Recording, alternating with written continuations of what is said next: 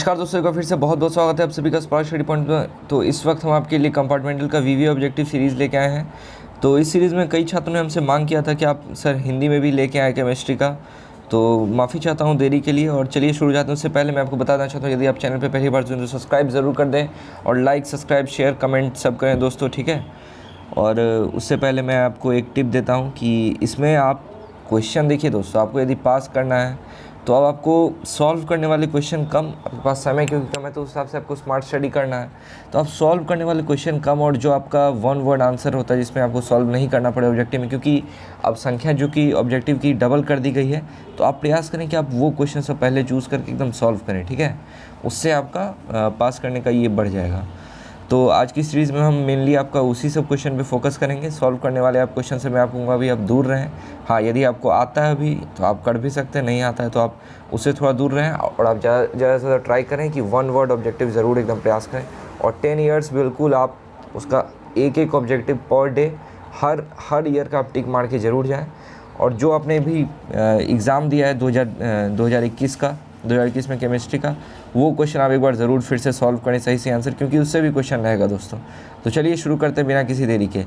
निम्न में से कौन, ये आपका सॉलिड स्टेट यानी कि ठोस अवस्था से है, निम्न में से कौन सा विषम दैशिकता अनिसोट्रॉपी को दर्शाएगा? कांच, प्लास्टिक, NaBr या रबर? तो इसका सही आंसर होगा आपका NaBr। एनिसोट्रॉपी NaBr में होता है। आप जो भी आंसर करा रहा हूँ दोस्तों, आप एकदम डिट्टो आप उसको सेम या रट लें, क्योंकि वही आपका एग्ज़ाम में रहने वाला, क्योंकि ज़्यादातर क्वेश्चन चेंज नहीं होता है, same to same Bihar board देता है। तो आप जितना ऑब्जेक्टिव प्रैक्टिस करेंगे उतना आपका नंबर फिक्स होते जाएगा। तो आप चलिए अगले क्वेश्चन में बढ़ते हैं। ठोस X एक ऐसा अत्यंत कठोर ठोस होता है जो ठोस के साथ साथ गलित अवस्था में विद्युत रोधी होता है तथा जिसका अत्यंत उच्च गलनांक होता है। यह किस प्रकार का ठोस है? तो 2 का आपका सही आंसर होगा सहसंयोजी ठोस यानी कि B। नेक्स्ट, हीरे सिलिकॉन एवं क्वार्ट्ज के में मुख्य आबंधी बल मेजर बाइंडिंग फोर्स होता है। स्थिर वैद्युत बल, विद्युत आकर्षण, सहसंयोजी आबंधन बल, वैंडर वॉल फोर्सेस। तो इसका सही आंसर आपका होगा सहसंयोजी आबंध बल। निम्न में से कौन सी CaCl क्रिस्टल की संरचना है? अंतः केंद्रित घनीय, सरल घनीय, फलक केंद्रित घनीय, सिरा केंद्रित घनीय। तो इसका सही आंसर आपका होगा अंतः केंद्रित घनीय। आपको मैं जो भी आंसर कर रहा हूँ दोस्तों, आप डिट्टो याद रखें और वीडियो के अंत तक ज़रूर बने रहें। आप फालतू का वीडियो ना देखें रोज़ रोज़, ठीक है। अभी आपका डिस्ट्रैक्शन बहुत होगा, फेसबुक ये सब आप थोड़ा यूज़ करना कम कर दें, ठीक है, क्योंकि आपका एग्ज़ाम है। आप उसमें ट्राई करेंगे कैसे मुझसे अच्छे से अच्छे नंबर आ जाए, अच्छे नंबर से पास करें। तो आप ध्यान बिल्कुल केंद्रित करके रखें और वीडियो के अंत तक ज़रूर बने, एक लाइक ज़रूर दे दें। निम्न में से कौन सा क्रिस्टल तंत्र के एक प्रकार को ही दर्शाता है? त्रिनताक्ष, एक नताक्ष, त्रिसमताक्ष, आइसोट्रॉपिकल। तो 5 का आपका सही आंसर होगा आइसोट्रॉपिकल।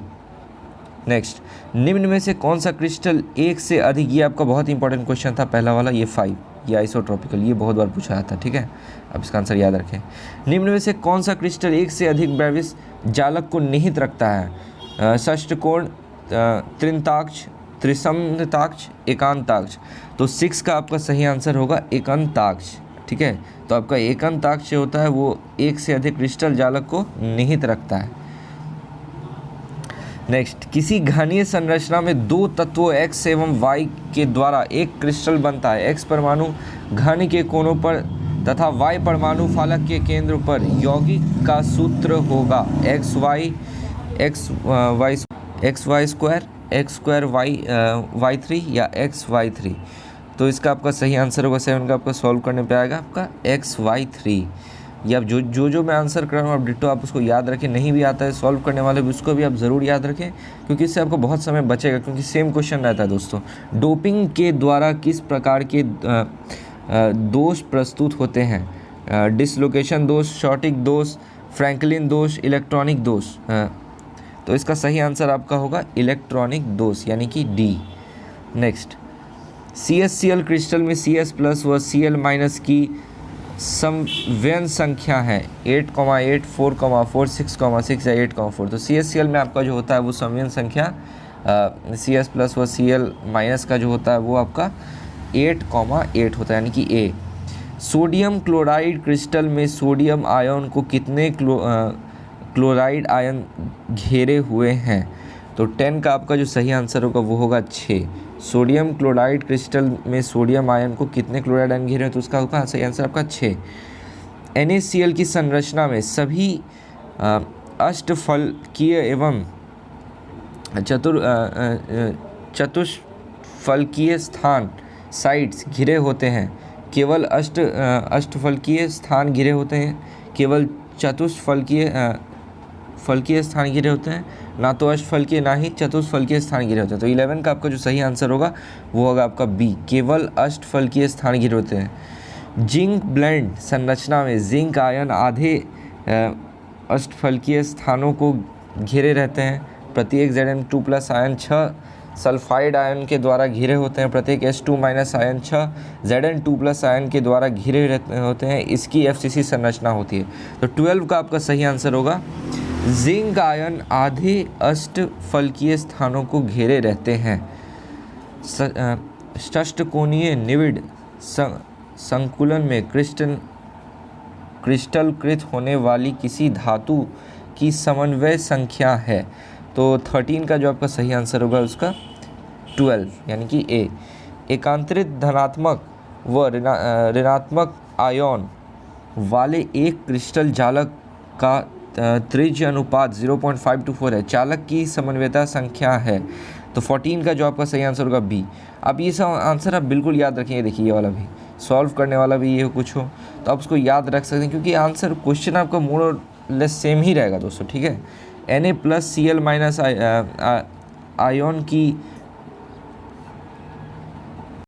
आयन की त्रिज्याएं क्रमशः 95 pm और 181 pm है। NaCl इकाई सेल का सिर लंबाई है। तो इसको आप सॉल्व करिएगा तो इसका आंसर आपका आएगा 552 pm। तो इसको आपको सॉल्व आपको पता होगा। चलिए नेक्स्ट क्वेश्चन में बढ़ते हैं। आर त्रिज्या वाली किसी धातु की FCC इकाई सेल में उपस्थित परमाणुओं का कुल आयतन होता है। तो इसको मैं आपको बता दूं एक क्वेश्चन कि आपको कैसे सॉल्व करना है। तो इसमें आपको A = 2√2r होता है, ठीक है, और सेल आयतन का आपका A³ = हो जाएगा। तो ऐसे करके आप सॉल्व कर सकते हैं। मैं आपको भी इसका आंसर बता देता हूँ, ठीक है। तो आप इसे सॉल्व करके खुद से भी देख सकते हैं। फ़िलहाल नहीं हो तो आप इस आंसर आप इसका याद रख सकते हैं। इसका आंसर B है 16/3 πr³। कॉपर 361 pm की इकाई सेल लंबाई के साथ FCC में क्रिस्टलकृत होता है। कॉपर परमाणु की त्रिज्या क्या है? तो 17 का जो आपका सही आंसर होगा वो आपका होगा 127 pm। किसी सरल घन में उपस्थित परमाणुओं के द्वारा घेरे गए आयतन का अंश है।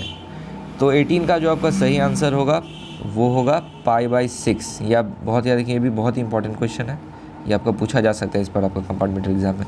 फलक केंद्रित घनीय इकाई सेल में सिरे की लंबाई है। तो 19 का जो आपका सही आंसर होगा वो आपका होगा 4/2 πr। ये भी आप याद रखें, बहुत इंपॉर्टेंट है। तो इस वीडियो का यही अंत करते हैं दोस्तों। अगले वीडियो में आपके लिए फिर से अगली चैप्टर का VB ऑब्जेक्टिव लेके आऊँगा। सॉलिड स्टेट अभी हमने किया है, तो इस प्रकार से आपका हर चैप्टर का मैं आपका VB ऑब्जेक्टिव कहते जाऊँगा, तो आपका मार्क्स बढ़ते जाएगा। और मैं आपसे एक राय देना चाहूँगा कि आप ऑब्जेक्टिव 10 ईयर्स का आए चाहे ना आए, आप उसका आंसर देखिए, रोज़ टिक मारे सेम ऑब्जेक्टिव 10 बार 20 बार। यदि आप ऐसा करते हैं तो आपका ही फ़ायदा होगा। ऑब्जेक्टिव आपको जितना ज़्यादा ऑब्जेक्टिव ही, क्योंकि आपका स्कोरिंग होगा। सब्जेक्टिव पे आप अभी जो चैप्टर आपको आता है वो आप कर सकते हैं, नहीं तो आप ऑब्जेक्टिव में मैं कहूँगा ज़्यादा स्विच करें, क्योंकि इसमें बहुत ही आसानी से नंबर मिलेगा। आपका ऑप्शन भी बहुत ज़्यादा डबल कर दिया गया है, ठीक है। तो चलिए बहुत बहुत धन्यवाद। वीडियो के अंत तक मेरे चैनल को लाइक सब्सक्राइब शेयर ज़रूर करें। तो बहुत बहुत धन्यवाद, मिलते हैं अगले वीडियो में।